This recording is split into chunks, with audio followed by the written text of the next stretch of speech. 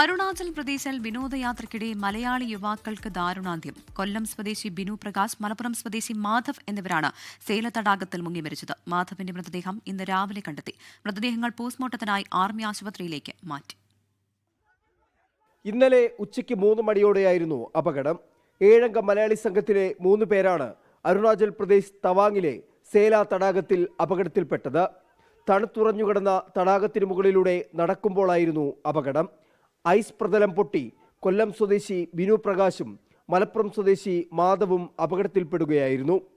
ഒപ്പമുണ്ടായിരുന്ന രഞ്ജിത്തിനെ സംഘാംഗങ്ങൾ രക്ഷപ്പെടുത്തി. ബിനു പ്രകാശിന്റെ മൃതദേഹം ഇന്നലെ കണ്ടെത്തിയിരുന്നു. ഇന്ന് രാവിലെയോടെയാണ് മാധവിന്റെ മൃതദേഹം കണ്ടെത്തിയത്.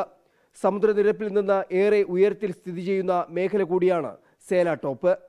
മൃതദേഹങ്ങൾ പോസ്റ്റ്മോർട്ടം നടപടികൾക്കായി അടുത്തുള്ള ആർമി ആശുപത്രിയിലേക്ക് മാറ്റി. നടപടികൾ പൂർത്തിയാകുന്ന മുറയ്ക്ക് മൃതദേഹങ്ങൾ നാട്ടിലെത്തിക്കും. മലയാളി സംഘത്തിൽ 5 കൊല്ലം സ്വദേശികളും 2 മലപ്പുറം സ്വദേശികളുമാണ് ഉണ്ടായിരുന്നത്. സംഘത്തിലെ ബാക്കിയുള്ള 5 പേർ ആർമി ക്യാമ്പുകളിൽ കഴിയുകയാണ്.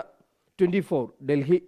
ലോകത്തെവിടെയായാലും ഏത് സമയത്തും 24 വാർത്തകളും ഓഗ്മെന്റഡ് റിയാലിറ്റി പാക്കേജുകളും എക്സ്പ്ലെയിനറുകളും വിശദമായി കാണാൻ ഞങ്ങളുടെ യൂട്യൂബ് ചാനൽ നിങ്ങൾക്ക് സബ്സ്ക്രൈബ് ചെയ്യാം.